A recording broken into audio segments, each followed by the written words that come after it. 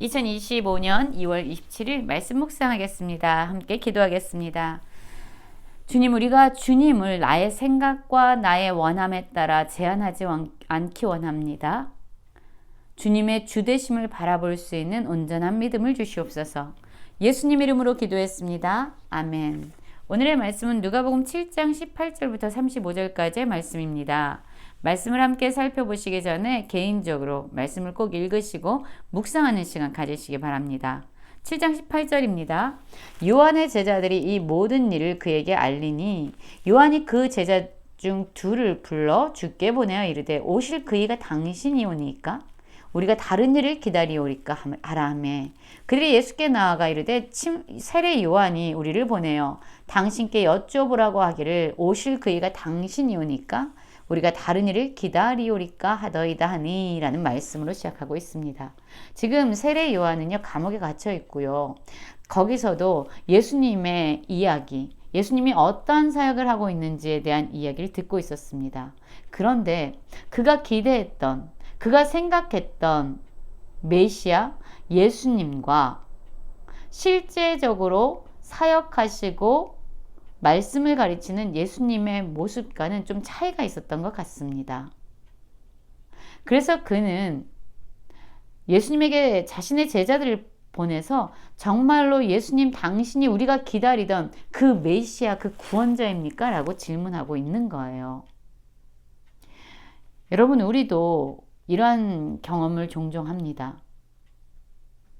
우리의 기대와 우리의 생각과 우리의 원함은 이것인데 주님의 역사하심은, 주님의 일하심은 전혀 우리가 생각하지 못했던 그러한 방식과 그러한 모습으로 드러날 때가 있어요.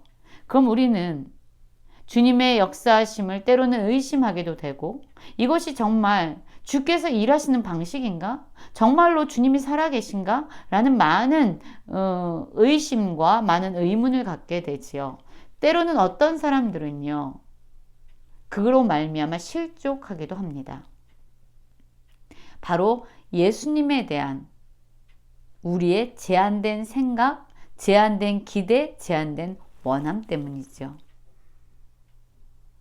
여러분, 그때 세례 요한은 참으로 지혜로운 선택을 합니다. 그냥 의심으로 그것을 품고 있지 아니하고 그냥 실족하지 아니하고 오히려 예수님께 제자들을 보내서 그 질문을 던지게 하는 겁니다. 정말로 예수님, 당신이 맞습니까? 당신이 우리가 기대하던 바로 그 메시아가 맞습니까? 라는 질문을 하게 되는 거죠. 그때 예수님께서는 그 질문에 대해서 이렇게 대답하십니다. 질병과 고통과 민 악귀 들린 자를 많이 고치시며 또 많은 맹인을 보게 하신지라. 예수께서 대답하여 이르시되 너희가 가서 보고 들은 것을 요한에게 알리되 맹인이 보며 못 걷는 사람이 걸으며 나병 환자가 깨끗함을 받으며 기먹은 사람이 들으며 죽은 자가 살아나며 가난한 자에게 복음이 전파된다 하라 라고 말하고 있습니다. 그렇습니다. 여러분, 세례 요한은 누구입니까? 예수님이 마리아의 뱃속에 잉태됐을 때 그도 기뻐 뜀뛰며 어머니의 뱃속에 있었던 자예요.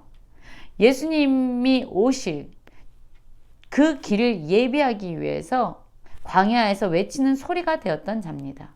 예수님에게 세례를 주었죠. 그러면서 나는 그분의 신들매를 감당할 수가 없다라고 말했던 사람입니다. 그런 그가 자신이 생각했던 예수님의 모습과 실제의 예수님의 모습이 너무 다르자 의심을 하고 또한 마음에 많은 질문을 품게 되었던 겁니다. 우리도 그렇죠. 그런데 예수님이 이렇게 말씀하시는 겁니다. 예수님께서 하시는 그 사역을 통해서 진짜 예수님이 너희가 기다리던 그 메시아, 그 메시아다라고 말씀해 주고 있습니다. 예수님은 세례 요한의 방식대로 어떤 심판을 통해서 사람들에게 회개할 것을 요구하면서 하나님의 나라가 임하고 있음을 이야기해 주신 분이 아니에요. 예수님은 실제적으로 죄인들을 용서하시고 세리의 친구가 되시고 병자들을 고쳐주시면서 진짜 하나님이 보내신 메시아가 어떠한 분인지를 분명하게 보여주고 있습니다. 여러분, 우리의 생각으로 예수님을 제한하지 않기 원합니다. 우리의 원함이나 우리의 방식대로 하나님의 일하심을 제한하지 않기 원합니다. 마음에 의심이 들고 질문이 생길 때 주님 앞에 묻기 원해요. 예수님은 나로 말미암아 실족하지 아니하는 자는 복이 있다라고 말합니다. 왜 실족합니까? 바로 예수님의 주되심을 바라보지 못하고 내 생각대로 예수님을 재단하고 제한하고 있기 때문이죠.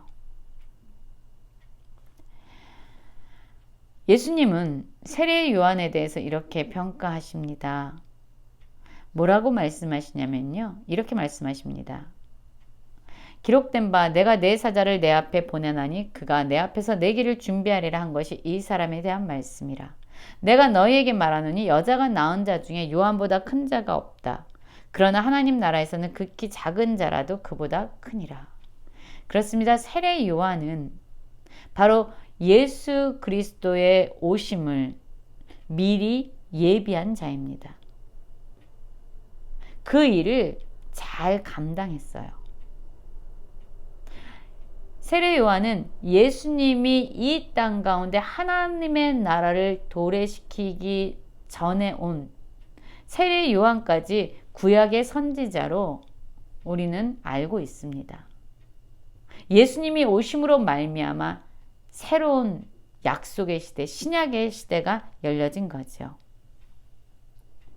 정말로 그는 위대한 자였고 또한 구약의 모든 선지자가 메시아를 예언했는데 그러한 선지자들 중에서 정말로 예수님을 가까이 예언하고 예수님의 오심을 본 아주 위대한 선지자였음을 말씀하고 있습니다. 그러나 예수님을 통해서 도래된 하나님의 나라에서는 극히 작은 자다라고 말씀하고 있지요. 여러분, 예수님은 29절부터 이제 뭐에 대해서 말씀하시냐면요. 여러분, 세례 요한은요. 회개할 것을 사람들에게 선포하면서 하나님의 심판이 임한다. 회개하고 돌아서라 라고 외쳤던 사람이에요. 광야에서요. 그런데 예수님은 어떻습니까? 예수님은 세례 요한의 방식대로 일하신 것이 아니라 죄인들을 용서하시고 세리들을 가까이 하시면서 그들의 친구가 되어 주셨죠. 병자들을 고쳐주시고 가난한 자들에게 먹을 것을 준 분입니다. 그런데요, 많은 사람들이 특히 죄인들, 세리들은요, 요한의 이 세례를 받고요. 또한 예수님께 나아가서 예수님의 부르심에 반응을 했습니다. 그러나 당시 종교 지도자들이었던 바리새인과 율법 교사들은요. 세례 요한의 세례를 받지도 않았어요. 그러면 예수님께서 복음을 전했을 때 그들이 들었을까요? 아니요. 그것도 듣지 않았습니다. 이 종교 지도자들은요. 세례 요한이 선포하는 하나님의 말씀에도 반응하지 않았고요. 예수 그리스도를 통해서 선포되는 하나님의 복음에도 반응하지 않았던 사람들입니다. 예수님은 이 비유를 뭐라고 말하냐면 이 세대의 사람을 무엇으로 비유할까? 비유하건대 아이들이 장터에 앉아 서로 불러 이르되 우리가 너희를 향하여 피를 불어도 너희가 춤추지 않고 우리가 곡하여도 너희가 울지 아니하였다 함과 같다 라고 말하고 있죠. 도무지 반응하지 않는 자들, 하나님의 뜻에, 하나님의 심판의 메시지에, 하나님이 예수 그리스도를 통해서 선포한 복음에 그 어느 것에도 반응하지 않는 진짜 무반응하는 무감각한 영적으로 완전히 죽어져 있는 이들을 향해서 예수님은 책망하고 계십니다. 세례 요한이 와서 떡을 먹지 아니하며 포도주를 마시지 아니하며 너희 말이 귀신 들렸다 하고 인자는 와서 먹고 마시며 너희 말이 보라 먹기를 탐하고 포도주를 즐기는 사람이요 세리와 죄인의 친구로다. 그렇습니다. 예수님을 미리 선포했던 선지자였던 세례 요한의 말도 듣지 아니하고 진정한 메시아 되신 예수 그리스도의 말씀도 듣지 않는 이러한 반응하지 않는 자들의 모습이 혹시 우리들의 모습은 아닌가 돌아보기 원합니다. 여러분, 우리의 생각으로 예수님을 제한하지 않기 원해요. 또한 예수님이 말씀하시면 즉각적으로 믿음으로 반응하는 모든 성도님 되시길 간절히 기도합니다.